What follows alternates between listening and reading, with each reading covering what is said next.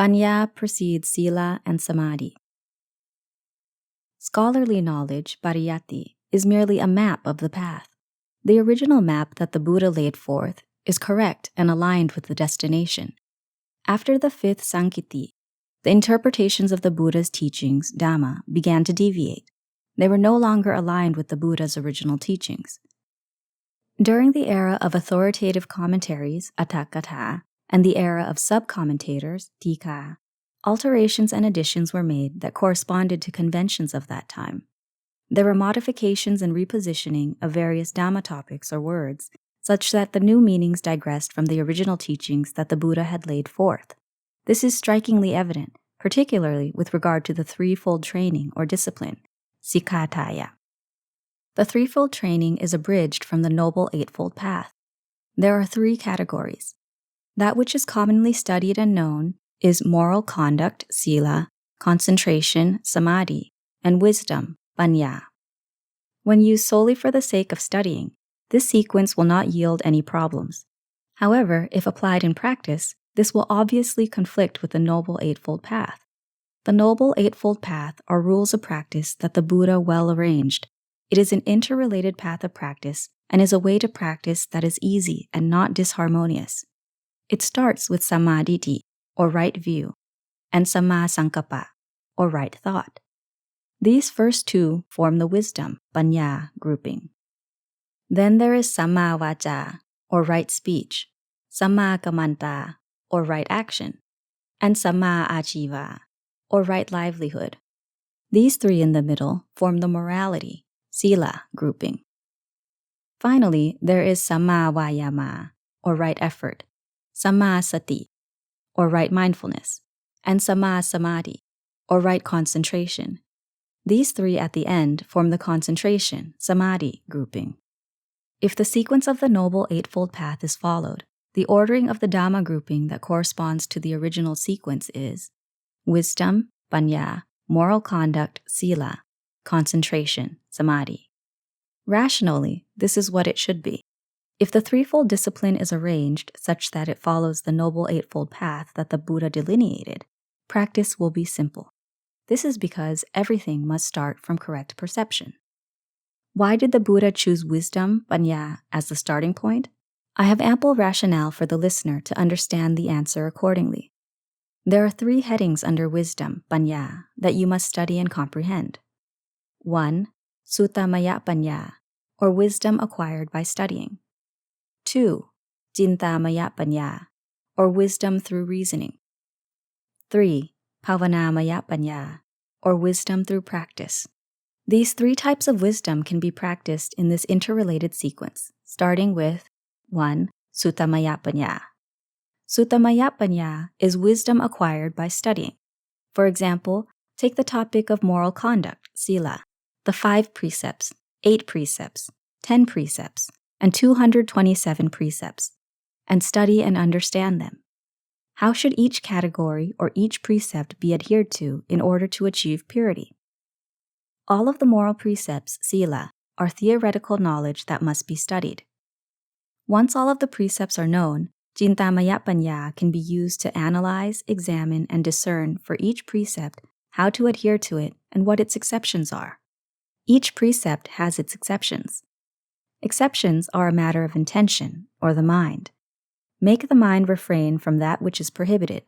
If the mind cannot refrain from it, then refrain from the action or speech. This is being composed in action and speech. There are 3 principles in regard to precept observance. Certain precepts are observed physically, certain precepts are observed verbally, and certain precepts are observed mentally, or by intention. Intention is the basis for precept observance. 1. Physical and mental observance. 2. Verbal and mental observance. 3. Physical, verbal, and mental observance. May you, the listener, understand this accordingly. Precepts and moral conduct, Sīla, are theoretical, pariyatti, principles. They were rules established later on. There are guidelines for how to conduct yourself courteously and live together without mistrust, in peace and harmony. They function similar to laws of governance. If someone acts in a manner that is unjust and a nuisance to society, Rules are established in order to force behavior to remain within a particular frame of proper conduct. Likewise, the moral precepts are regulations that keep behavior within certain boundaries. That is why the Buddha established them. Those who observe the precepts must use wisdom to study and understand the differing categories clearly. Doesn't this imply that wisdom is the precursor? Everyone innately possesses wisdom. You should use this wisdom to generate personal as well as societal benefit. This wisdom of a worldly level is pervasively employed in the world. When used to study the Dhamma, it is called suttamaya paññā, or wisdom related to learning or studying. It is how we discern wrong from right. The Buddha clearly stated that if one does not first study and understand an issue, problems will subsequently follow. Thus the Bali adage, Nisamma karanang seyo. Before acting or speaking, one must contemplate with wisdom every time. Consider whether an action is wrong or right, or whether some speech is wrong or right. If the realization is that it is wrong, regardless of the desire to do or say it, one must refrain. Alternatively, if the action or speech is righteous, as well as a benefit to oneself as to others, then one should do or say it. The Buddha plainly stated that wisdom, paññā, is the precursor for moral conduct, sīla. This explanation of suttamaya paññā is provided for the studying of the precept grouping. I take it you understand this accordingly. Concentration, samādhi, is one topic that many people teach and practice. There is the misconception that once tranquility in meditation is reached, wisdom will arise. It is as if tranquil meditation is an enchantment that compels the emergence of insight. This assertion disregards the history of the Buddha. There are historical accounts of ascetics and sages before and during the Buddha's time. Why aren't these studied? Even in present times, in India, Nepal, and many other countries, there are people who practice serene meditation. None of them have appeared to have generated wisdom in any way. According to the original principles the Buddha laid forth, wisdom, paññā, must be used to study and comprehend the classifications of concentration, samādhi, before actually practicing it. What are the steps and techniques involved in concentration? There is momentary concentration, khanika samādhi, access concentration, upacara samādhi, attainment concentration, appanā samādhi, right concentration, samma samādhi, wrong concentration, micchā samādhi, delusional concentration, moha samādhi, techniques for entering mental absorptions of the fine material sphere, rupa jhana, and the immaterial sphere, arupa jhana, steadfastly focused concentration, and tranquil meditation. All of these classifications of concentration must be researched and understood with wisdom in terms of each of the corresponding principles and methods of practice. This is called comprehensive wisdom related to developing concentration. There are manuals on this because concentration is an academic topic. Suttamaya paññā must be employed in order to know the correct procedures and methods of practice. Do not merely sit with your eyes shut, repeating a preparatory parikama phrase in an aimless and irrational manner. Some people who practice meditation only attain a minor degree of tranquility and boast that they are skilled. Once some arbitrary level of supernormal powers, paññā, is attained, they proceed to fall deeper into the depths of self-delusion. If their meditation reaches the heights of mental absorptions of the fine material sphere, rupa jhana, and the immaterial sphere, arupa jhana, they will mistakenly believe that they have attained arahantship, just like the aforementioned 30 monks. The listener ought to understand the reasons inherent in these explanations. On many occasions, practitioners of meditation have described to me the characteristics of their tranquil meditation, the states of their mind, the visions and understandings, and so on. Eventually, they asked if their practice was correct and whether or not they would be able to attain nibbāna. I had to find a diplomatic way out and responded that they should just carry on. I have never practiced or taught anyone these methods. Whether the practice was right or wrong is a question that should be posed to their respective teachers. Once, on a similar occasion, I explained with good intentions how this mode of practice diverged from the path to nibbāna. The person left and reported that I was the one who practiced incorrectly and had been a monk for many years, yet was completely ignorant of the practice of meditation. From then on, I had to be careful not to respond by saying that the method of practice was wrong. This would only be told to people who have strong faith in me and on an individual basis. In contemporary times, there are many masters who teach meditation both in Thailand and abroad. Meditation is heavily emphasized in these practices. Many masters similarly teach that once the mind is calm in meditation, wisdom will arise. In some schools, meditation is practiced in order to generate psychic powers that can be harnessed and used to heal the sick. In Buddhism, meditation is used to build mental strength, which can enhance wisdom in developing intelligence and expansive comprehensive wisdom. This facilitates the realization and understanding of ultimate truths, such as Dhamma. Therefore, meditation is not solely restricted to Buddhist practitioners. Those of other religions, or those who don't subscribe to any religion, can meditate and achieve tranquility. Likewise, with or without moral conduct, tranquil meditation can be practiced as well. After Paññā has been attained by studying the characteristics and stages of meditation, Paññā can be used to analyze which type of meditation is best suited to one's nature. That form of meditation should then be practiced. One can perform meditation in order to test one's nature. Once a preparatory phrase is repeated while sitting in meditation for around 10 minutes, one will have an idea of whether one corresponds to the Paññā Vimutti or Ceto Vimutti character. Mostly, it will be Paññā Vimutti if after the mind attains steadfastly focused concentration, there is an inclination to contemplate various issues. If this is the case, then practice steadfastly focused meditation in order to supplement wisdom in thinking about ultimate truths. Practitioners must utilize both Paññā and Paññā in a continuous manner. The first level of wisdom is acquiring understanding through learning. Paññā is a level of wisdom related to reasoning wrong from right. As for the question of how and when Paññā comes into play, the response is that, at this time, the point at which Paññā is relevant for practice has not been reached. It is a form of wisdom of an advanced level, called Vipassana Jnana, that will merge with attainment, Pativeta, in order to attain sublime paths of the holy life, Ariyamaka, and the fruits of the holy life, Ariyapala. In the initial stages, practice at the level of the two wisdoms to the point of proficiency. Each type of wisdom should be properly matched with its counterpart. Namely, Paññā corresponds to understanding by education, and Paññā is paired with actual practice. The common phrase, practice vipassana, simply denotes Paññā. It is the form of wisdom used in contemplation as referred to in the two duties, dura. 1. Ganta dura, or the duty of study. 2. Vipassana dura, or the duty of using wisdom for discernment. This principle is evident in texts. Samadhi dura, or the duty of meditation or concentration, does not exist because concentration is an academic principle already incorporated into other Dhamma groupings. Paññā is wisdom related to learning about moral conduct and concentration.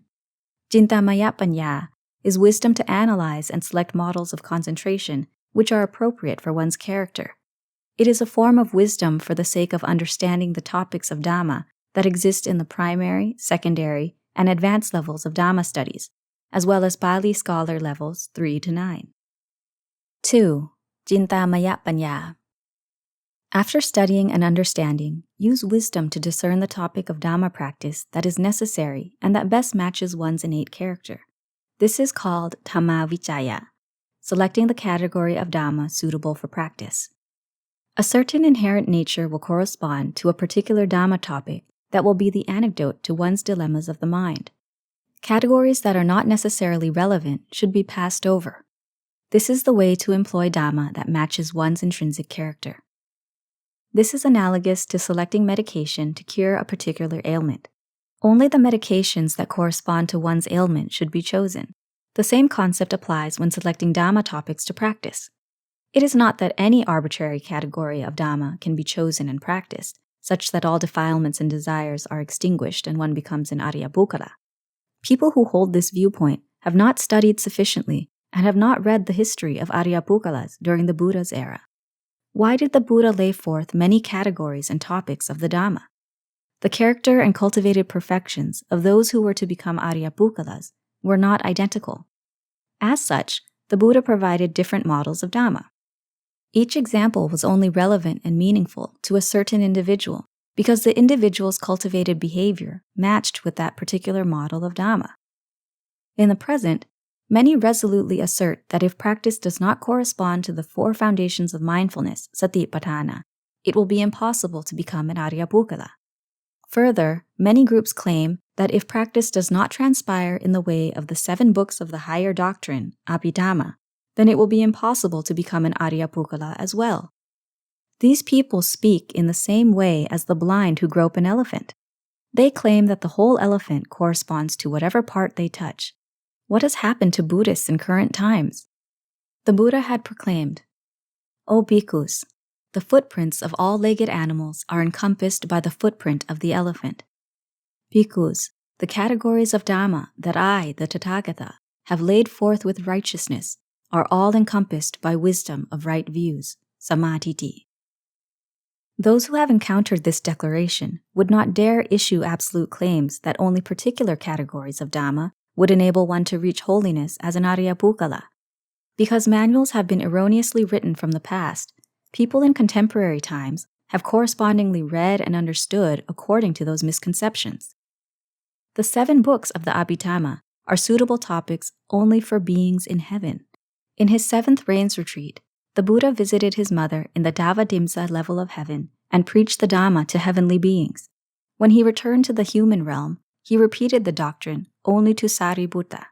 The Buddha did not use Abhidhamma in his preaching to the rest of the fellowship for their attainment as Aryapukkalas. During the 6 years after the Buddha had attained enlightenment, the Abhidhamma had not arisen. The Buddha had given discourses on other topics of Dhamma, and many people attained various levels of enlightenment as Aryapukkalas. Why isn't this studied and understood?